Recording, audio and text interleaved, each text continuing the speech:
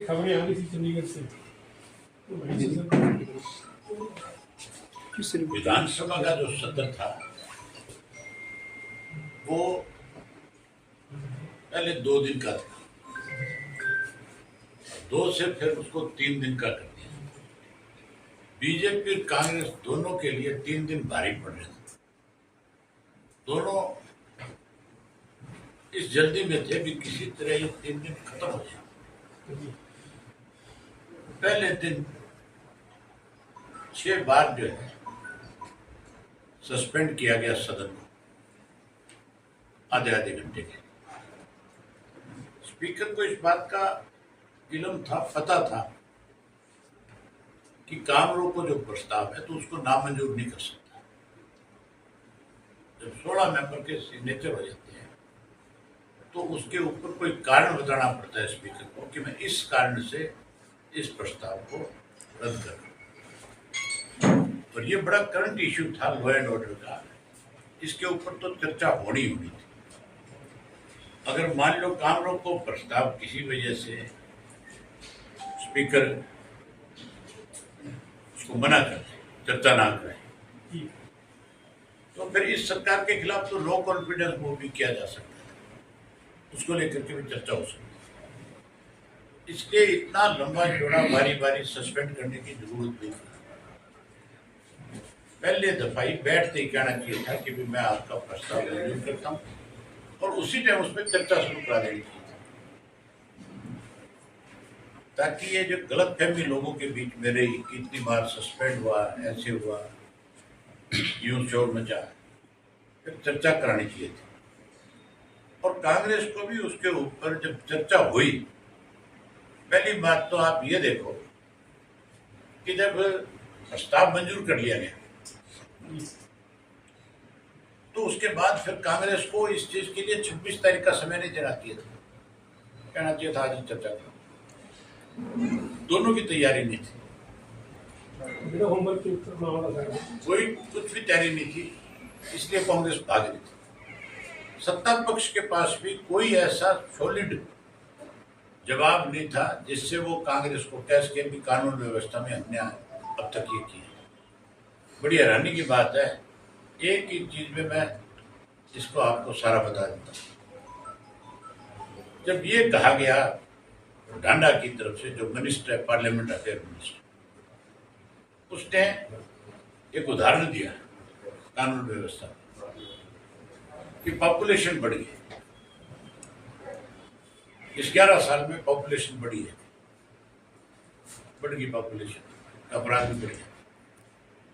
ये चीज समझने वाली है। 11 साल में जो पॉपुलेशन बढ़ी है वो 11 साल की उम्र तक के बच्चे हैं, है कि नहीं है? क्या हरियाणा का बच्चा 11 साल की उम्र में भी अपराधी हो जाता है? अगर वो 11 साल की उम्र में अपराध करना शुरू कर देता है तो इसका मतलब है सरकार नाम की चीज ही नहीं है। किस तरह के आंकड़े दे करके हाउस को गुमराह कर रहे थे, हाउस का समय बर्बाद कर रहे थे, कहीं अपने आप को ये साबित करना चाहते थे कि हमारे पास तो पता नहीं कितने बड़े आंकड़े हैं, कितनी बड़ी जानकारी है, हम पता नहीं कितने शिक्षित हैं, हमें हाउस को फेस करना आता है। जबकि अधिकारी जो लिख करके देते हैं ये बावड़ी बूच उसको पढ़ देते हैं। ये हालत है। असल ये स्टेट में जो 4.25 लाख के करीब के सरकारी नौकरियां आधे खाली पड़ी है और 4 लाख रजिस्टर्ड बेरोजगार है। आप ये देखो, पीछे एक एग्जाम हुआ है सीटी का, 13 लाख बच्चों ने उस एग्जाम में भाग लिया, ये बात सरकार कहती है। और इसके लिए सरकार पीठ थपथपाती है कि हमने बहुत अच्छे ढंग से एग्जाम करवा दिया। भले आदमी 13 लाख बेरोजगार का तो नाम आपने रजिस्टर्ड कर दिया हरियाणा में, ये 13 लाख तो वो है जो इस साल बैठे हैं। इनकी सरकार बनने के बाद जितने दफा एग्जाम हुए उनमें बहुत सारे बच्चे तो रिटायर ही हो गए, ओवरेज हो गए होंगे। तो फिर बेरोजगारों की संख्या तो 25-30 लाख में चली गई। फिर हरियाणा में आप मुझे बता दो कि रोजगार किसको मिले। सबसे बड़ी बेरोजगारों की संख्या आज किसी प्रदेश की है तो हरियाणा की है। नंबर 1 पे पहुंचा दिया इन्होंने, बेरोजगारी में, भ्रष्टाचार में, कानून व्यवस्था में हर तरफ सरकार का दिवाला पीटा हुआ है।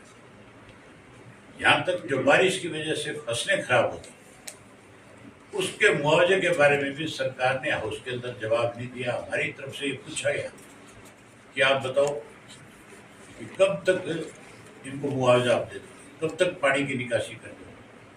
आज के अखबार में लिखा हुआ है कि 60,000 एकड़ जमीन जो है हिसार की फसल जो है खराब हो गई, और सरसा के भी करीब 600 एकड़ दिखा रहा है, जबकि सरसा में 600 नहीं 6-7 हजार एकड़ नाम है।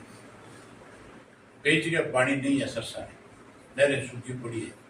ये मुख्यमंत्री यहाँ रेस लगाता फिर रहता, मैराथन कराता, लोग नहरों में मैराथन कर रहे थे, रीलें डाल रहे थे बना बना करके, यहाँ जरूर थे तेरी मैराथन।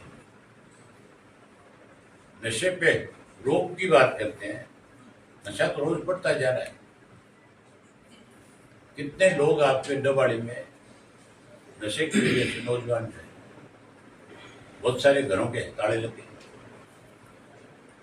कि नहीं लगे? तो फिर सरकार कहाँ है? सरकार तो ही नहीं। सर आंकड़े भी गलत दिए जा रहे हैं जी। है? सर आंकड़े भी गलत दिए जा रहे हैं। 24 अगस्त को सीएम आए थे सर दावली में, उन्होंने कहा था कि हरियाणा के 3,350 गांव नशा मुक्त हो गए हैं, और 25 अगस्त को सर विधानसभा में गलत आंकड़ा पेश किया और कहा गया कि 4,238 गांव नशा मुक्त हैं सर। एक रात में सर भारतीय जनता पार्टी झूठ और लूट की राजनीति करती है, धर्म और मजहब की राजनीति करती है, जात पात की राजनीति करती है, भाईचारा खराब करके कहीं अपना वोट बैंक बनाती है। तो लुटेरों का गिरोह है, साजिशकर्ताओं का गिरोह है, जो प्रदेश को लूटने का काम कर रहा है। सर बीपीएल कार्ड जो है इस बार बहुत सारे लोगों के काट दिए गए, 9 लाख के काट दिए। जी जी सर, 51 लाख से सीधा 41 लाख लोग जो हैं, इसके बीच में बहुत बड़ा डिफरेंस है। इतने लोगों के राशन कार्ड कटे, उससे पहले तो बना दिए गए। ये राशन कार्ड इसलिए बनाए थे कि चुनाव था, और राशन कार्ड बना करके लोगों को गुमराह करके कहीं उनका वोट लेना चाहते थे। ये लालच दिया गया था लोगों को। अब काट रहे हैं, अभी तो 9-10 लाख कटे हैं, अभी आप आने वाले समय में देखना और ज्यादा भी कटेंगे। केवल बीपीएल नहीं, बुढ़ापा पेंशन भी काटे। 2100 रुपये महिलाओं को देने की बात कर रहा था मुख्यमंत्री। उससे पूछने वाला 1 साल के पैसे तो खा गया तू, क्यों नहीं दिया अब तक उनको? 21,000 रुपया महिलाओं को देने का जो वायदा था इनका, वो तो जिस दिन सरकार बनी उसी दिन लागू होना चाहिए, उस दिन से लेकर के अब तक देना चाहिए। केवल वोट लेना जानते हैं। तुम्हें गैस का सिलेंडर 500 का देने की बात करते थे, महंगा हो गया, नहीं हो गया पहले से। इनका मैनिफेस्टो अगर आप देखोगे तो इन्होंने कोरी झूठ बोली है। सर रोहतक के कार्यक्रम के बारे में बता दीजिए। आपको निमंत्रण है, आपने आना है जरूर, ठीक है? डबाड़ी के सब कार्यक्रम, अपने पत्रकार साथियों को निमंत्रण है, आप जरूर आना, क्योंकि आप तो चौधरी देवीलाल की धरती के लोग हो। रोहतक का कार्यक्रम अद्भुत होगा। रोहतक का कार्यक्रम बहुत पिछले सारे रिकॉर्ड तोड़ने का काम करेगा। मेरी ख्याल जो ग्राउंड हमने तय किया वो छोटा पड़ जाएगा। सर हमारी संस्कृति के अंदर रिवाज है, जब मैं घर पे आता है तो जाते वक्त बच्चों को 10 रुपए जरूर देके जाता है कि बच्चा टॉफी खा लेना, लेकिन सीएम साहब यहाँ पे आए और कुछ भी नहीं देंगे। इस पर कुछ कहना चाहेंगे सर? देगा क्यों नहीं, तुम्हारी रोटी खा गया यहाँ की, और क्या लेना चाहते हो?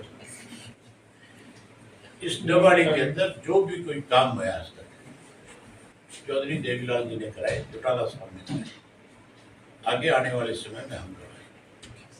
सर डवाली को जिला बनाने को लेकर जब भी इलेक्शन आते हैं, सभी भाजपा का भी ये मुद्दा था। हमारे एमएलए ने, आदित्य ने, अब की बार डबाड़ी का पक्ष बहुत जोरदार तरीके से विधानसभा में रखा और बताया कि हम सारे मापदंड पूरे करते हैं, लेकिन हम इस सरकार से उम्मीद नहीं करते ये जिला बनाएंगे। सर सीएम खुद बोल के गए हैं कि सपना देख रहे हैं, लाइन में खड़े रहे। तो डम्मी है, तुम्हें पता ही नहीं है।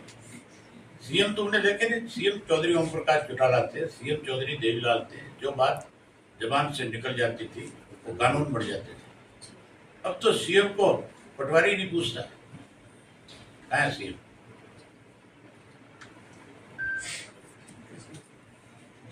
ठीक है, बहुत धन्यवाद। चाय पानी